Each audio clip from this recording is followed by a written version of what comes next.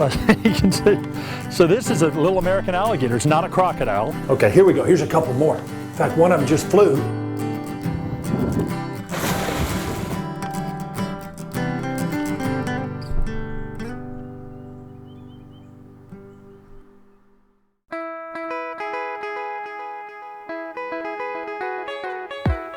Fields like this are critically important for the landscape. I mean, this was once a forest, in fact, fairly recently, but it was disturbed and opened up, no canopy overhead, so all this sunshine can come in and give these early successional species a chance to really flourish. Composite flowers, lots of different flowers, a lot of grasses. I see goldenrod in here and lots of other species. Of course, these are great for pollinators. Insects love open areas like this. And of course, if there are insects here, then birds can come in and catch insects to eat and also to feed their babies. But fields change. This particular area hasn't been disturbed in quite a while. And you notice, look what's coming in. Tree species like pines and oaks, sweetgums. And what they're gonna do is get bigger and bigger, and then they're gonna form canopy, keep the sunlight from getting in, and outcompete these other plants. And eventually, this is going to turn into a forest. But let's take a look at some of the creatures that live in these fields and forests.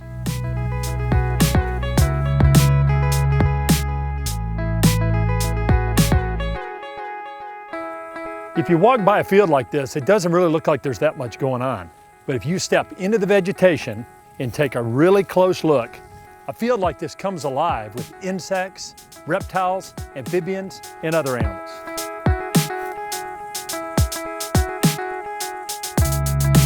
I'll tell you what, the number of grasshoppers out here is just incredible. There's some smallish grasshoppers, and then there's some pretty good sized ones. Now these things are really hard to catch.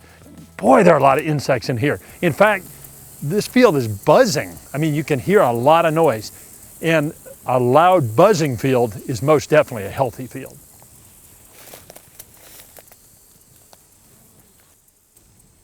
Boy, there's one right there.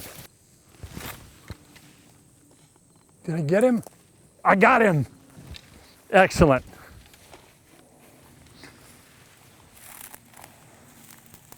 This is one of the bird grasshoppers. This is one of the leather-colored bird grasshoppers. And boy, talk about a beautiful animal. Look at this. You can see where it gets its name, this sort of leathery-looking cover to the wings. That's a big grasshopper. Now, the bird grasshoppers are eaten by all kinds of birds, including even kites. Swallow-tailed kites eat them, so do Mississippi kites.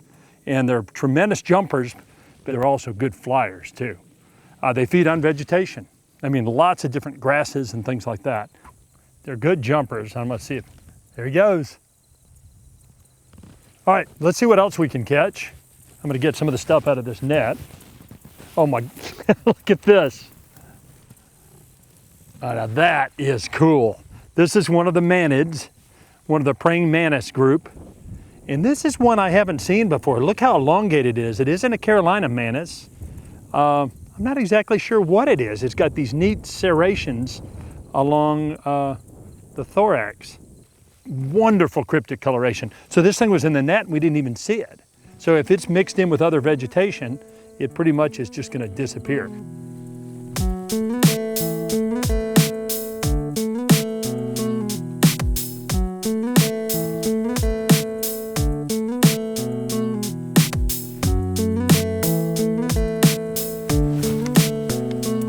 Got it. Okay, so this is what's called a Gulf fritillary butterfly. Really pretty orange butterfly. People will occasionally confuse this with a monarch, and they really don't look much like monarchs at all. Silver spots on the underside of the wing, and let them fly back off. So we found the adult. I'll bet you I know where we can find the larvae. The trick to this is finding the right food plant, and here it is. There's a bunch of it here. This is passion flower, passiflora, and there we go. That is the caterpillar of a Gulf fritillary, and really spiny looking. Now these do not have those urticating hairs, those spines like some caterpillars have that actually sting. They look dangerous, but they're not at all.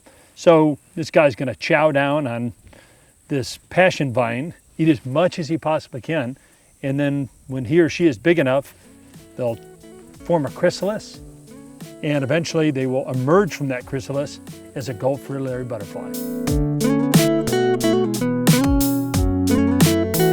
If you look right here, there is a green lynx spider, and boy, this is a big one too, right here. Notice how it blends in beautifully. I mean, it's shaped like these flower pods. I mean, just beautifully cryptic. Of course, anything that comes in to feed on those flowers is gonna get nailed by this spider. Now this one's a particularly heavy, so it may have eggs in it. It's hard to tell for sure. Great camouflage. We'll let this guy go about his business. It's really neat how if you just stop and really take the time to look, this stuff kind of comes into focus. It's so well camouflaged, unless you're really looking for it, you're just not gonna see it.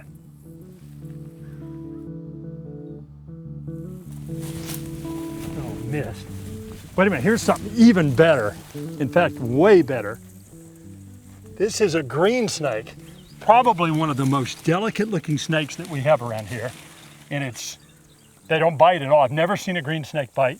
And these guys eat all sorts of caterpillars and things. One of their favorite foods is green lynx spiders, which of course are very cryptic as well. I'm gonna pull this guy out.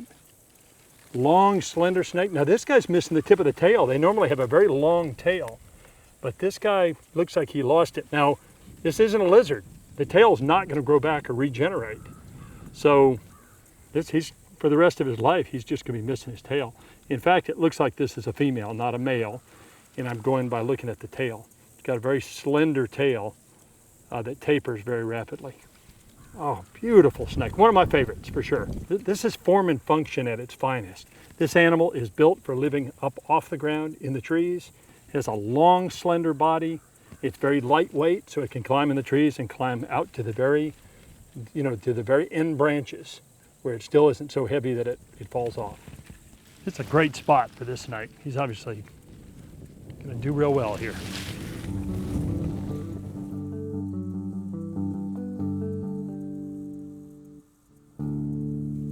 One of the things I like to do is look on these this vertical structure, these blades of grass and vertical bushes. And this is a good example. Here's one of the tree frogs, and it's a green tree frog, a little guy. And I can tell that because it's got that stripe that goes down the side of the body right there. So we know there must be some fresh water nearby. These guys lay their eggs in the water, eggs hatch into tadpoles, and those tadpoles metamorphose into little froglets like this. Now this little guy's got quite a bit of growing to do. At this size, it's just got to try and keep from getting eaten. Now check this out right here. This is a neat beast. It's a praying mantis. This looks like it's a big one. It looks like it might be the Chinese mantis, an introduced species. And I can probably just kind of grab this guy by hand. I don't want to hurt him. But what a neat creature. And they can pinch you a little bit. He's kind of poking me with those feet. Are really, really sharp, and I'm gonna handle him so I don't hurt him. But this is a big insect, first of all. And it gets the thing praying mantis because it holds its feet kind of up in this position, almost like it's praying, and it uses those to fire out and grab small insects, and even little tree frogs and little green anoles and things. Of course, it's an insect, so it has 6 legs. It flies. It's not a great flyer, but it does fly. And boy, look at the cool head. Little tiny head, great big eyes, so it can see really well. It just gives you an idea how important these fields are. I mean, these plants, these early successional plants, are attracting all kinds of insects, and of course that produces food for lots of other things.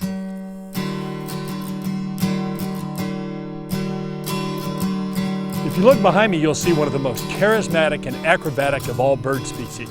These are swallow-tailed kites. These are big birds. They have a wingspan of over 4 feet, sometimes even close to 5 feet, but they're light birds. And their lightweight gives them the ability to be wonderfully acrobatic, and that's because they feed primarily on the wing. They use their feet to grab stuff out of the air, and then sometimes they're even eating while they're looking for the next dragonfly or June bug or whatever it is that they're chasing. But pretty much any flying insect is one that they're gonna grab and eat. They also have the ability to feed on snakes, green snakes for instance. They love those. Also small rat snakes, green anoles, tree frogs, even bats. They can eat just about anything. Okay, this is obviously a planted field. This is a cow field, and this is set up to feed cattle. But it attracts a lot of insects. And when these insects come in, of course it provides food for the swallowtail kites. Now other types of fields may grow up a lot taller and attract a lot of other kinds of wildlife. These birds are staging right now. So what they're doing is eating as much as they possibly can because they have a really, really long migration down to Brazil in South America. So we're talking about a tremendous flight. And of course that requires a lot of energy. So they stop at a spot, eat as much as they can, move further south, and then continue to do that. Those same birds will come back here next year. It is so exciting when you think about how far they have to travel and some of the perils that they face in their journey. Now these birds actually nest here, and what they need is really tall trees. In fact, they like trees that are over 100 feet tall, and that protects their nestlings from all sorts of predators. These guys lay 2 to 3 eggs, and those eggs hatch about a month later. And then about 4 weeks after that, the young fledge and start to fly on their own. The parents will often help to feed them and take care of them for quite a while after that. So the other bird that we've seen a couple of them up really high are what are called Mississippi kites, and they're quite a bit smaller. So they have a 3-foot wingspan, and they're much, much smaller birds. And of course they eat smaller insects and things, but they can often be seen with swallowtail kites like these. I've seen swallowtail kites several times, but man, I get excited about them every time I see them. I think I counted 30 birds here. Sometimes you'll see concentrations of over 100 in the Lowcountry. Man, I love to watch these things fly. It's hard to believe that the majority of the southeastern United States was made up of forests just like this. In fact, Longleaf pine forest made up 92 million acres. Sadly, only about 5% of that habitat is still intact.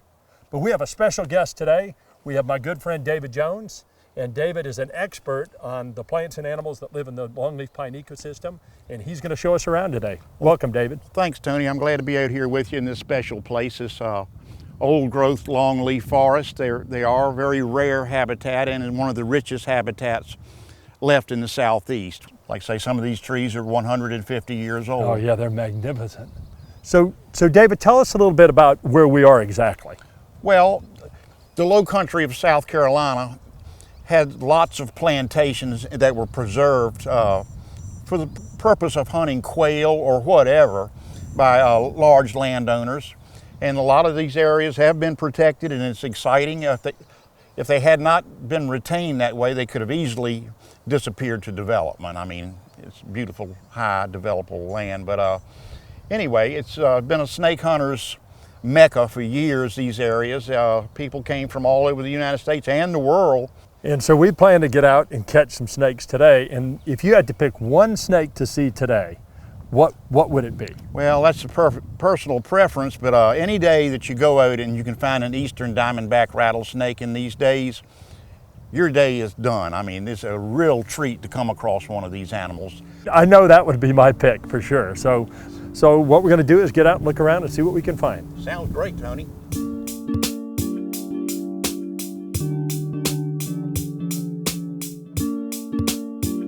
Okay guys, here's a snake. And this is not what we're looking for, but it's a black racer, and black racers are known for being pretty feisty.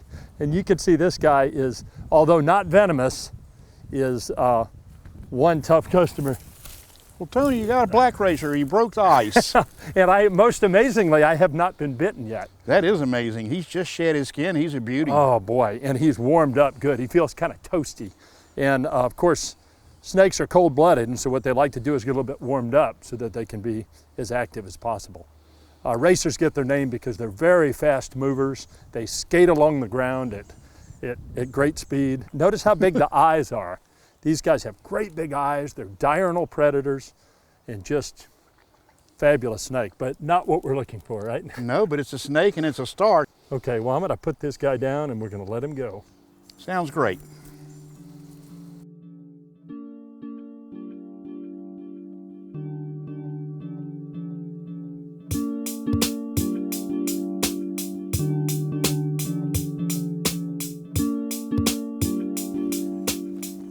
Tony, I think there's a nice king over here. Woo, he's a beauty. Look at that thing there. Oh man. Now, that's a kingsnake. Oh, look at the speckling. That is a beautiful snake. That's 1 in 1,000 there.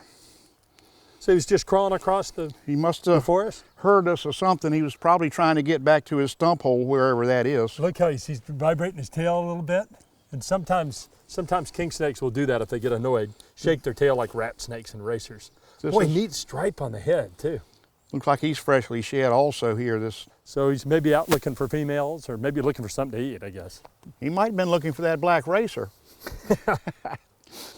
They're cannibals. This one eats a lot of snakes, smaller than himself, even a rattlesnake. They're immune to venom, basically. He'd have trouble eating a big diamondback, but he could eat a baby. He could eat a small one, that's for sure. It's amazing what they can eat, in fact. Well, that is a treat. It's a beautiful snake, though. It's one of the nicest kings I've ever seen. But once again, not exactly what we're looking for. So we'll let this guy go on about his way. Well, we're not going to complain, but we are going to keep the search up for a diamondback, hopefully. Okay, have a happy life.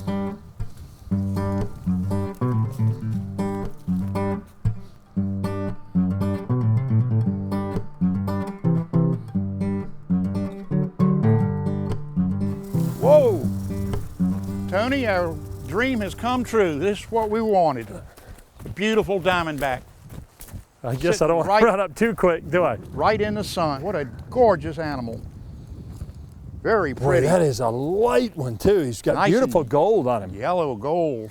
So is this pretty typical? Is this where you see him? I see he's near a stump hole Well, here. almost always they're somewhere in close proximity to a cavity, a stump hole. It's where they spend the night or the day or whenever they just feel like not being seen. Rodents also live in these stump holes. Like they eat a lot of rabbits, all rodents, and it's kind of like a good relationship. They got the hole to hide in, also for dinner. It's amazing what they can eat. I just saw him flinch when a shadow went over, and that shows how aware he is. He knew that hawk was coming over and made him flinch. That is amazing. And this is a snake that commonly commonly gets to 5 feet long, and then very rarely gets to 6 or 7 feet. I haven't seen many 6s, but I've seen some. Because you hear stories of 10-footers, and the reality is the biggest ones are 6 feet, right? 6 feet. But anyway, this is about average sized diamondback. He's got great color. You know what's interesting, David, is the coloration that makes it look so bold right here helps it to hide. You have to remember this area is burned off. If he was in broom sedge or broom straw, like they say, he would blend in perfectly. It would almost be impossible to see him. So, David, this is a snake that habitat destruction really plays a role in its disappearance. I mean, they're not as common as they used to be. Oh no, they're definitely in a decline, but it's improper land uses that is not compatible with the snake anymore. I mean, they clear cut a lot of land and plant it back in some other kind of trees that they're not familiar with. You know what I noticed about this snake? This snake has its original rattle. You can see the original button where when this thing was born, it had that little button. And I don't think this is a real old snake, do you? In August, I think he'll be 4 years old. Yeah, so fairly young. A common misconception is that snakes get a new button for every year. Right. And the reality is every time they shed, they get a new button on the rattle. But the problem with that is the button, the rattle breaks off periodically. If they're in a nice place with a good food supply, they could get 3 rattles, maybe 4 in a season. Like we said, this longleaf forest habitat is really, really important. I mean, it's all about the habitat. If the habitat isn't here, this diamondback can't make a living. Cannot. So tell me some good news about longleaf pine. Well, I'm very interested in it. Forestry practice are improving. A lot of landowners, after they have cut their timber, were told for years not to plant the longleafs. It was difficult, it wouldn't grow. They have that perfected now. It really does well. It's easy to plant. It's a far more valuable forest tree for nature or even dollars, period. And there are government incentives that help the landowner and makes it very attractive to put the longleafs back. And I know you've planted longleaf on your own property. Oh, that was a nice grove of longleaf. First thing I did. I've had them for 11 years, and I've got 25-foot trees. That's as good as you can ask. Well, that's and great. I've got plenty of snakes in in my Longleafs. You can be certain of that. Well, I'll tell you what, I think we've bothered this guy enough. So Yeah, he needs a break. Yep. So Thank you very much, mister. Yeah, that was a neat nature experience, wasn't it? That was cool. To me, today has been made.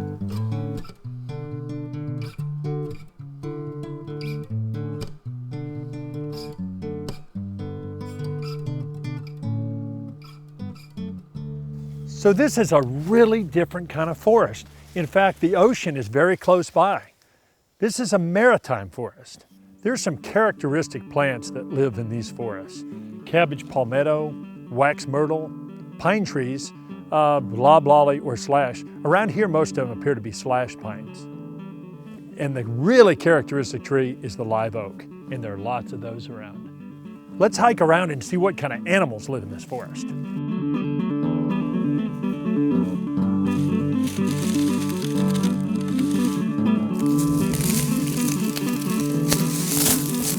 Oh, here's something really neat. A legless lizard. He's using the bathroom, so I'm gonna hold him away from me for a minute. But this is a glass lizard, a legless lizard. In fact, one of the ways we can tell I'm gonna wait till he's finished, is if I look at his tail, you notice it's been broken off. And so he has actually regenerated the tail, or is starting to regenerate a tail. So the tail would have been much longer, probably this long or so. And that little stub right there, that little sprig is starting to grow back. Eventually this guy will grow back a tail that's not quite as perfect as the original, but still much longer than this one is. Now I mentioned this is a lizard. It looks a lot like a snake just because it has no limbs, but it has eyelids and ear openings, two things that lizards have and snakes don't. Now this particular guy, not a lot of these bite, but this seems to be a little bit of an aggressive one. It's a lizard, so it's just kind of a pinch, but I just want to be careful he doesn't hurt his jaws. Really, really neat animal, and very, very common on these barrier islands and sea islands.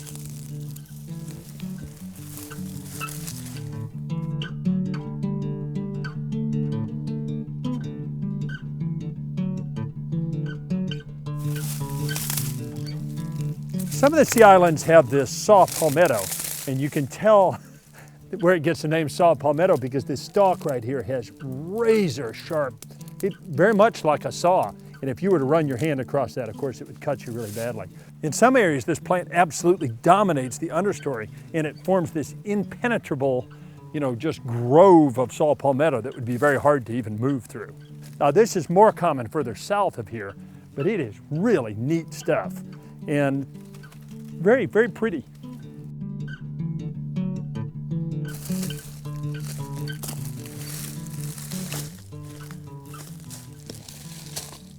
Oh, here's something really, really neat. It's a snake, and I'm going to be really careful with it. This is a copperhead.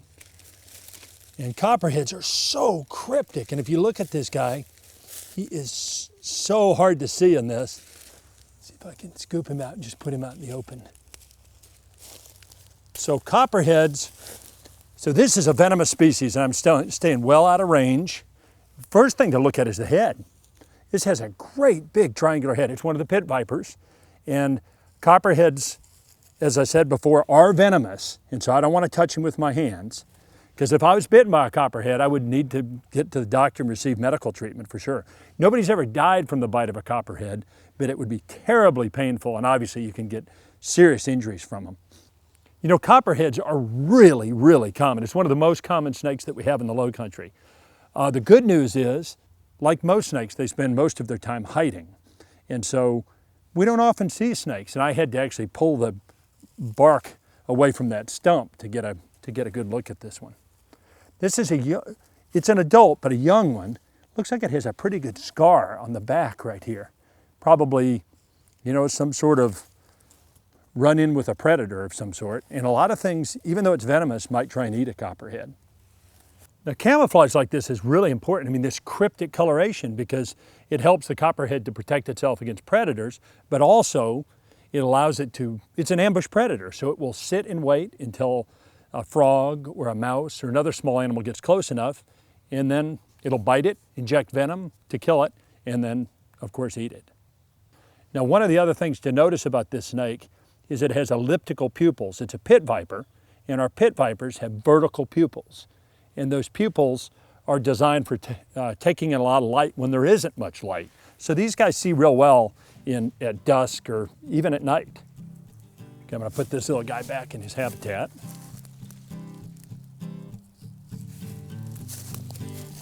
You know, whether you're in a field or a forest or any other habitat for that matter, there's always something kind of interesting to find in the Lowcountry. Thanks for joining us on Coastal Kingdom.